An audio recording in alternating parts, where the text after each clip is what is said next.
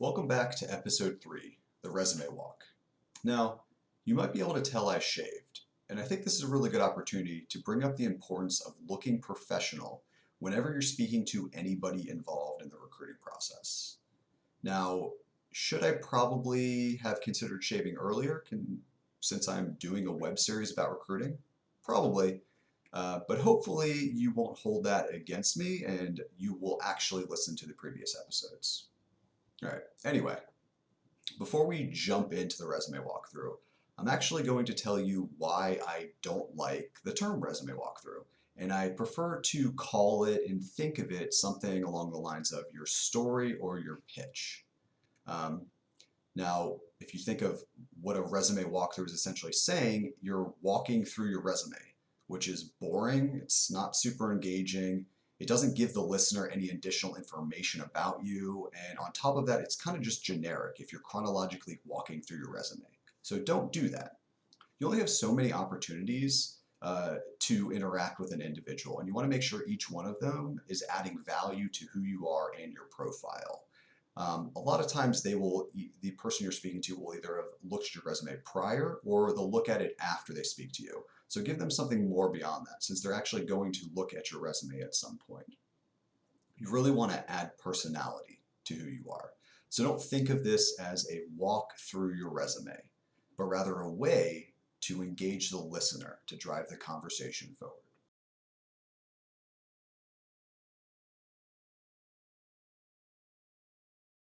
All right. So what is your story or what is your pitch? It's essentially a flexible introduction that gives the listener an idea of who you are and why you're interesting enough to keep talking to. So it is kind of that first point of contact, and you do want it to be kind of that hook that hooks them in to say why you're interesting. Now, the goal is to be memorable. You want them to get off that 30-minute coffee chat that they just had a conversation with and immediately kind of have a picture of who you are, even months down the road. So flexibility is obviously important in this situation. You could have 30 seconds to give your story or your pitch, or you can have something like a minute and a half. So you do need to make this very flexible as you go forward. Now, it should really give the listener an understanding of why you are a good fit for the company and the job that they are hiring for. So that means you need to understand that role that they're hiring for. If you don't understand it, it's going to be really hard to make your resume walkthrough or your pitch fit what that should look like. Section 2, what role does your story play? All right, it basically is your introduction to everything. So networking, coffee chats, and even interviews, which is why it does need to be flexible. It's also kind of your brand as an individual. You want to make it, this is who I am. Ultimately, it might be one of the few things somebody takes to remember you later on. There's only so many data points everyone that you talk to has, so this is one of them, and it's a very important one. When resume drops come around, you ideally want them to remember the pitch you gave them about who you are, so they have that idea when that comes around. It's also the first piece of communication that happens in all of these moments. So essentially, you'll meet with someone, the first thing you're going to do is give them your pitch. So it sets the tone of the entire conversation. I'll be honest, when I talk to people and they have a super boring or just not exciting or passionate pitch or story, it's hard for me to get really excited about the rest of that conversation because it tells me that they just maybe didn't put in the time or energy or they're not as excited about themselves. So why should I be? So it's important to set the conversation early. All right. It will also transition to the next piece of the conversation. So the listener might follow up with questions about your story and poke and prod more and be interested. That's really good. If somebody asks you more questions about your story, that means they're interested in what you're saying. So keep that in mind.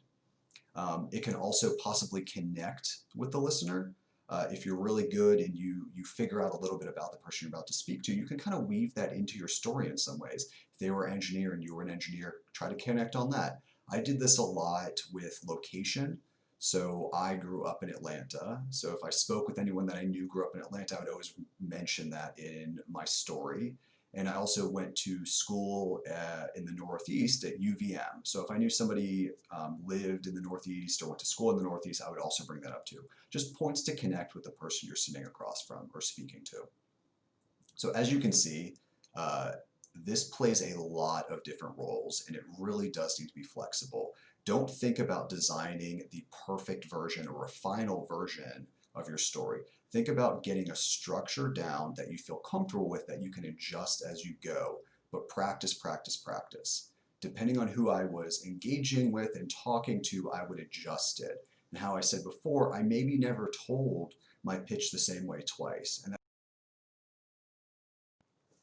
Section 3, how to begin crafting your story. And before I jump into that, I just want to talk about the importance of stories and why they matter.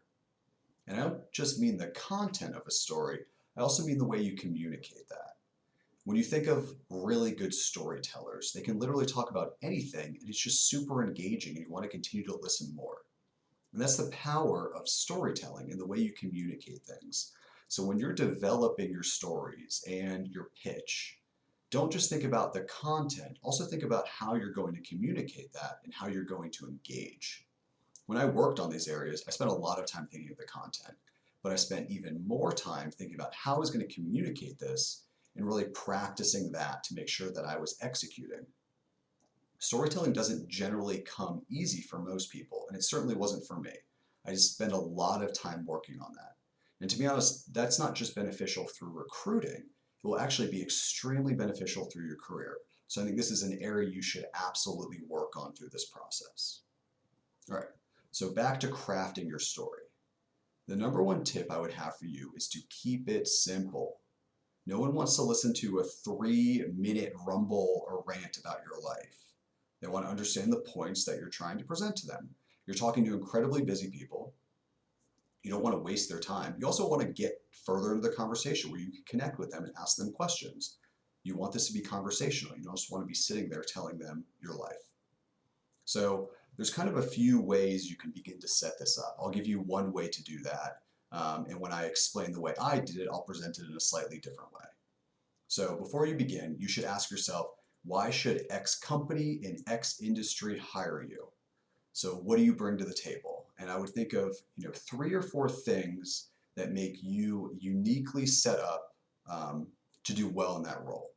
So examples could be skills, they could be your personality, they can be your passion, drive, or just general knowledge. Just think of things that you think are important. It's okay if early on you don't really know what those companies are looking for. That's questions you should be trying to understand and ask in coffee chats, but you'll work on this over time. So once you have those things, you'll then look for 3 to 4 pieces of your background that represent these unique characteristics. So you're not going to say, I'm a hardworking individual. You're going to show that in a way through your story so that the person isn't just listening to say, oh, I'm a hard worker. I don't know that. But if you show me that you're a hard worker through your story, then I'm much more on board with believing that's who you are.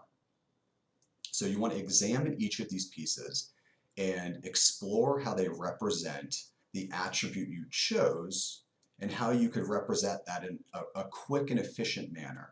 So you don't want to tell a 3-minute story about being a hard worker. You want to showcase that in a relatively quick manner to get to the next point. So you'll likely start out with longer examples of this, and you'll really begin to work down over time and get more efficient at kind of making this story flow. Don't start out trying to make a 1.5-minute story. You can start longer and then break it down. So after you kind of have your characteristics and skills and the story represented around that, you're then going to start to connect these pieces together. And the connectors are actually really, really important and can be really powerful components of your story because they can tell a lot about you.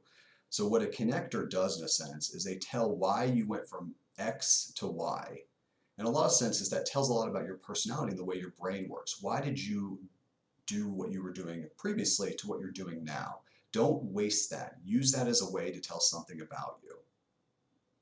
So I left company X because I was really passionate about a certain skill set that I wanted to develop at company Y. That tells me is that you want to develop a skill set and also you're passionate. So that's really good. So once you've kind of done that, practice as much as possible and begin to play with it and tweak it and practice with second years or classmates and get their body language, you get feedback and test different things. This is something you're really going to have to play with. You can't just write it down and go. So keep that in mind. And also add elements as you go to try to think of different ways to connect with individuals, kind of like I said previously, where I would add location. So finally, ideally, you should then think about the way you're ending your story. And you should really end it in a way that provides a natural transition in many sense to why you went to get an MBA or why you are choosing the industry you're choosing. You don't necessarily need to talk about why you got an MBA immediately after, but it should transition pretty easily. So if they asked you, okay, so why MBA? It's a logical flow to the next question. Or why did you choose marketing? Or why do you want to do marketing?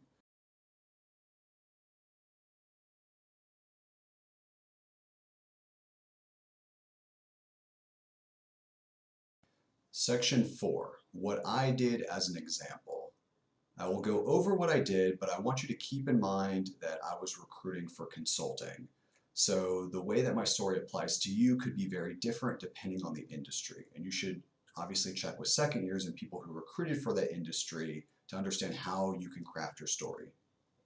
So consulting is less about very specific skills and more about who you are as a unique individual and what value you can add to their teams. So when I was crafting my story, I didn't have to focus directly on very specific skill sets. And in some ways, this is harder because there's not specific skills you can shine in your profile to make them look at. But you get to be a little bit more creative through the story since there's not specific things you necessarily are aiming for. So my story had a very simple core that I worked on, and I kind of added elements depending on who I spoke to. So I kept it as simple as possible to allow for as much flexibility and also to get the conversation going and make it easier for people to remember me. Remember, simplicity is key. You don't want to overcomplicate things. All right, so remember back in episode 1 when I said I was a psychology major who worked as a CPA in public accounting and then started a blockchain advisory firm. Now, when I said it back there, it was probably super odd and confusing, and you were asking, well, how does this even make sense? Now, when told in that way, it obviously is odd, but this is exactly why stories are important and why they're super powerful. You can craft a narrative around these things that might not otherwise make sense just looking on a piece of paper. So to start my story, I kind of worked a little bit differently because consulting isn't necessarily looking for very specific skills that I can kind of latch onto. So I looked for interesting elements of my background that I thought made me unique. Now, what do those elements tell the listener about me when I think about who I am? So psychology. I'm interested in understanding people. CPA and public accounting. I have a basic understanding of the fundamentals for business. In blockchain, I love technology. So this essentially kind of creates my brand at the intersection of people, business, and technology. And that's the overarching concept and theme I want people who talk to me to understand. But that's not just the only thing I'm doing. I'm also adding other elements and skills within my story. So now I'm going to go through my story and then we're going to talk about some of the key takeaways after. So even though I am a CPA, I actually have an undergrad degree in psychology. I spent all 4 years of undergrad working in a neuroscience lab doing research. And I really did love that research, but what I wanted to find was a way to better connect that research to people directly. So I began searching for other opportunities. And along that time, I realized business actually might provide a really unique opportunity for me to take that research and apply it more directly. This is when I became a CPA in public accounting. And what I found in that career was that I really loved advising clients, so much so that I would look for every opportunity to become the firm expert in a particular area because that meant I get to work more directly with clients to advise them. Now around this time was when blockchain was kind of starting to become a topic area, and I jumped head in. And not only did I become one of the firm experts, but I became one of the only CPAs in the country working with these clients. because of this, I was actually able to rapidly grow my business, my book of business. But what I recognize is that these clients have a lot more that they need help with beyond just accounting services. This is when I decided ultimately to leave public accounting and start my own blockchain advisory company with a few colleagues. Now, I'll be honest, we had a lot of ups and downs, but what I found is that I really did love working with these clients in a much broader capacity on an emerging technology. Ultimately, over time, the company went under. But what I found is that I really did want to continue working with clients beyond just blockchain. And this is why the MBA became such an easy transition for me. It really propelled me in the direction I wanted to go into. Okay. So that's essentially the story I used in kind of a broad scope. I would adjust it as necessary. So the ending of the story essentially leads the listener to any follow-up questions that they might have about why the MBA. I've kind of answered that in a sense. Why consulting? You can probably understand through my story why I think consulting is where I want to go. So I've essentially answered those in a short way through my story. And if they ask me those, I can reference back to my story and connect that very easily. So let's review briefly my story and kind of think about the key things I've been able to include and touch upon. So first, it gets to the point and does not waste time. I'm very deliberate with what I'm telling you and connecting things very directly. It connects my background that would otherwise not make a ton of sense and provides logic to it. It's interesting for the most part, although you could probably argue whether you think that's interesting or not. Let's just assume it is for now. It leaves opportunities for the listener to ask follow-up questions. So in a sense, I leave a lot out about the startup because that's what I want the listener to actually ask me about and go in more in depth about, because I think that's one of the more interesting elements about my story. So the reason why I want an MBA and why I want to do consulting are fairly obvious. I've connected that throughout the entire time. It also tells you a ton about me without listening to me just straight up saying, here's my strengths or skills, and even just beyond the brand of people, business, and technology. So let's think about that. I'm analytical and used to working with data, so the research aspect. I have a passion for knowledge and I'm capable of learning things and applying it quickly. I learned blockchain, became one of the experts very quickly. I can manage clients. I grew a book of business. I'm entrepreneurial. I started a company. And these are just some of the examples of some of the characteristics you can actually get from this story that the other person, without me directly telling them, is kind of absorbing and recognizing through the story. So I want to just stress upon this is why stories are so important and why you should spend a lot of time working on them. Section 5, tips. Tip number 1, practice, practice, practice.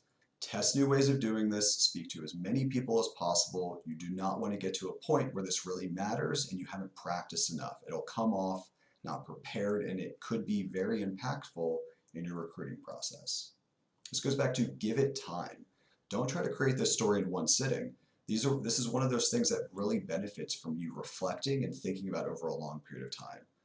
The story I just told you took months for me to develop.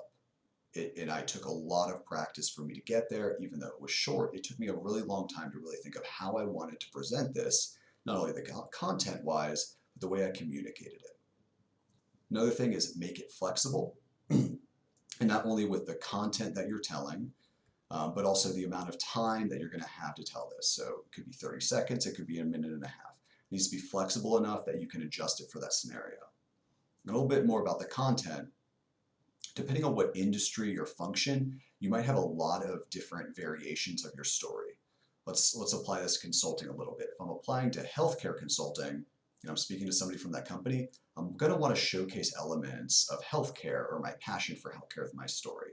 If I'm also applying to operation roles, I'm going to want to showcase my ability to work in that industry or my passion for that. So keep it varied and understand that depending on who you're talking to is important. And this brings me to my last point, which I talked about earlier, and that is stories win. And not just the content, but the way you communicate it. For the person sitting across from you, it's very difficult to compare content from one story to another if they're looking at two candidates. What's really easy for them to compare is your ability to convey that message and engage the listener. So if I'm thinking about two individuals I'm looking at, if somebody's a really good storyteller, that's a really powerful aspect that I really want to bring into my organization. So you should focus on that. And that's honestly not just something I'm talking about for recruiting. This is a absolutely essential skill to be successful in business. If you think of the top business leaders, they are really, really good storytellers. So think about that through every element of business and through your education. Look for opportunities to tell stories and work on them. It will propel you through your entire career.